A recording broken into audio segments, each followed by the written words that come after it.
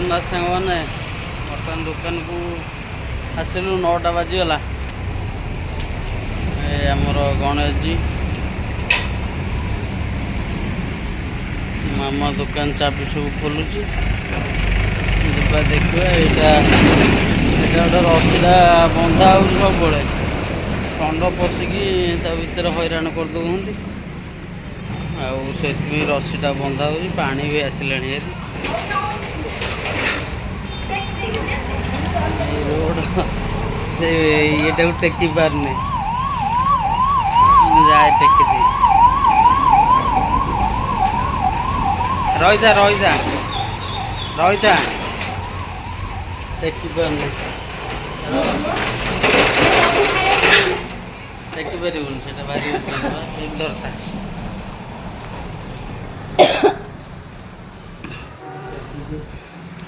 ଓହୋ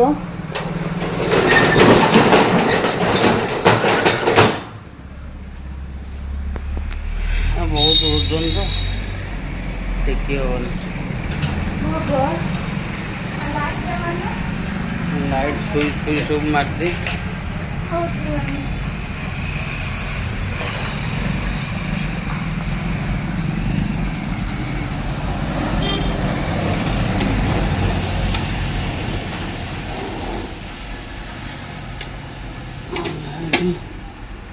ସୁଇଚ୍ ମରା ହେଇଗଲା। ଇନଭର୍ଟର ତ ବନ୍ଦ କରିନଥିଲ?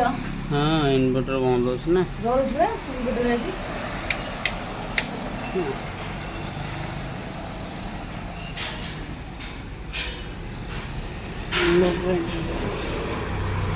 ଇନଭର୍ଟର ଲାଇଟ୍ ହେଇଗଲା।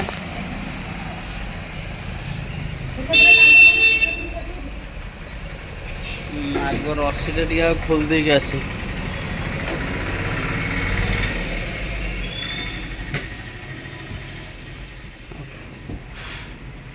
ଦୀପାବଳିଟା ଦାଢ଼ି ଫାଡ଼ି କାଟି ପାଇଲି ନାହିଁ, ଦାଢ଼ି କାଟିବା କଥା ହବ।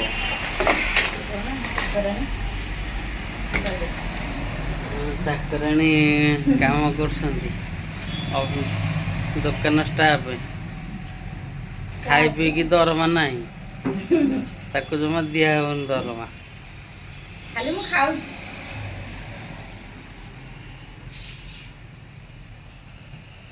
ସେ କଣ୍ଟାଟା ପୋଛିକି ଅନ୍ କରିଦେବି। ମୁଁ ରସିଟା ଆଗରୁ ଖୋଲି ଦେଇକି ଆସେ।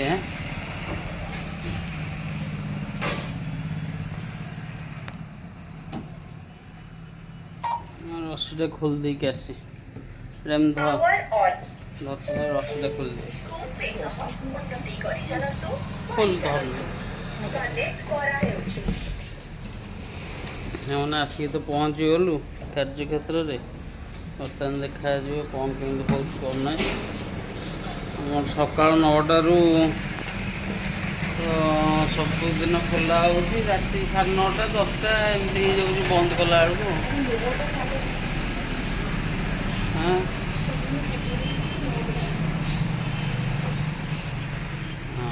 8:30 9ଟା ଭିତରେ ଖୋଲା ହେଇଯାଉଛି। ଆଉ ବାପି ମୋମୋ ଦୋକାନ ତ ତାର ସେଇ 9:30 10ଟା ହେଇଯାଏ ଖୋଲିବାକୁ।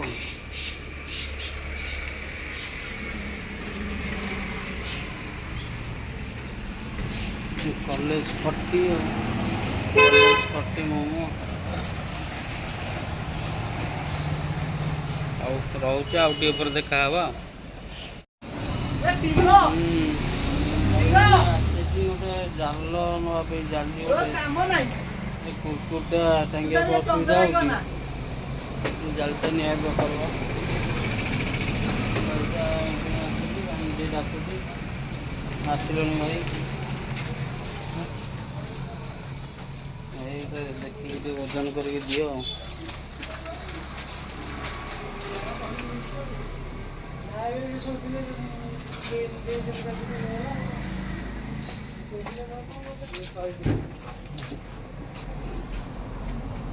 ଜଣ ଆସିଲା ତୁ ଦେଲୁନି।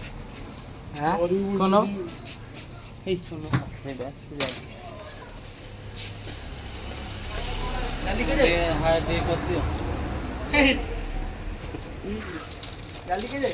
ଆମର ସାନ ଭାଇ ସବସ୍କ୍ରାଇବ୍ କରିବେ।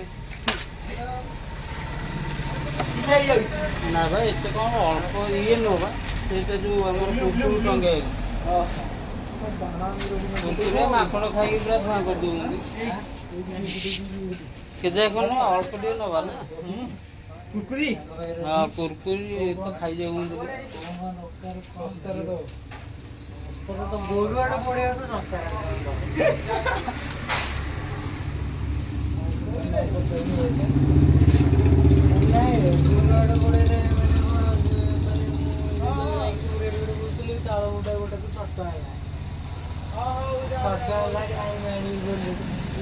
କେଜି ଖଣ୍ଡେ ହେଇଯିବ। ମୁଁ ଆଣିକି ତାଠୁ ଆଣିଲି 400 ଟଙ୍କାରେ 450 ମାରି ଆସି ଟୋଟାଲ ଫାଙ୍କା ତକ ମରା ହବ। ଦେଖିବା କେତେ କ'ଣ ହେଉଛି।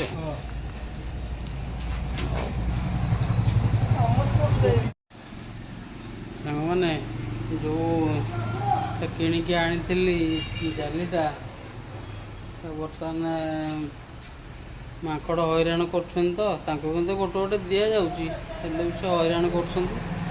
ଗୋଟେ ଗୋଟେ ମାଳ ନେଇକି ପଳଉଛନ୍ତି। ସେଇ ସକାଶୁ ଜରିଟା ଉପରେ ଟିକେ ପକେଇ ଦେଇଛି। ଆଉ ଆମର ମିକ୍ସଚର ଆଇଟମ୍ଟା ଦେଖନ୍ତୁ, ଏଇଟା କହିବାର କଥା କ'ଣ କି ଏପଟେ ବି ଅଛି ଆହୁରି, ଏପଟେ ଆହୁରି ରହିଛି ବହୁତ ଆମର ରହୁଛି ଆଇଟମ୍। ମିନିମମ୍ 20-22 ପ୍ରକାର, ଯେଉଁଟା 12 ମଜା କୁହାଯାଏ। 12 ପ୍ରକାର ମଜା ଆମର ଅଧିକା ବି ମଧ୍ୟ ପଡ଼ିକି ଦିଆଯାଉଛି। ସାଙ୍ଗମାନେ ଆମର ନିଜର ଫ୍ୟାକ୍ଟ୍ରି ଅଛି, ଆମ ରସୁଆପୁରରେ ଫ୍ୟାକ୍ଟ୍ରି ଅଛି। ବାଳକାଟରେ ଗୋଟେ ଦୋକାନ ଆଉ ଏଇଟା ଗୋଟେ ଦୋକାନ। ଆମର ଦୁଇଟା ଦୋକାନ ଅଛି। ଦୁଲାଦେଇ ମନ୍ଦିର ପାଖରେ କେନାଲ ବନ୍ଧ ସାଇଡ଼ରେ ଆମର ଗଣେଶ, ଏଠି ବି ଗଣେଶ, ସେଠି ମଧ୍ୟ ଗଣେଶ। ଗଣେଶଜୀର ଏଇଟା ସେକେଣ୍ଡଟା। ଏବେ ଏଇ ଗଣେଶ ପୂଜା ଖୋଲା ହେଇଛି। ତାମାନେ ମିକ୍ସଚର ତ ଆମର ନିଜର ତିଆରି ବିନା ପିଆଜ ରସୁଣରେ। ତା ସହିତ ଆମର ଏ ଆଇଟମ୍ ଯେଉଁ ଆମର ଯେଉଁ ଏଇ କୁକିଜ୍ ଆଇଟମ୍, ବିସ୍କୁଟ୍ ଆଉ ଏରା ସବୁ ଇଏ ମଧ୍ୟ ଟୋଷ୍ଟ, ଏରା ଆମର ଏଇଟା ନଡ଼ୁଆଟା ବି ଆମର ତିଆରି ହେଉଛି। ତାପରେ ଏଇ ବର୍ଗର ବେସ୍ ହେଉଛି। ତାପରେ ଆମର ହେଉଛି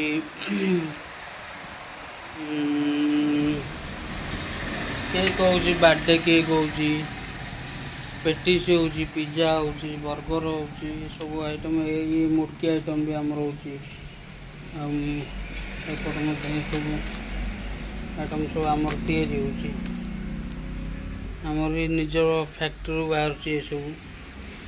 ତା ସହିତ ଆମର ଏଇ ଆଇଟମ୍ ସବୁ ଦୋକାନରେ ଆଭେଲେବୁଲ୍ ରହୁଛି।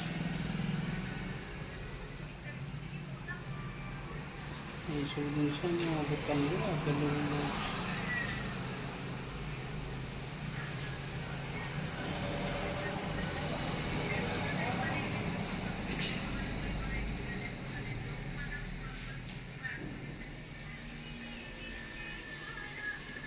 ସାଙ୍ଗମାନେ କାଲି ତ ଦୀପାବଳି, ଆଉ ଦୀପାବଳି କି ଆପଣଙ୍କୁ ହାର୍ଦ୍ଦିକ ଶୁଭେଚ୍ଛା ଓ ଶୁଭକାମନା।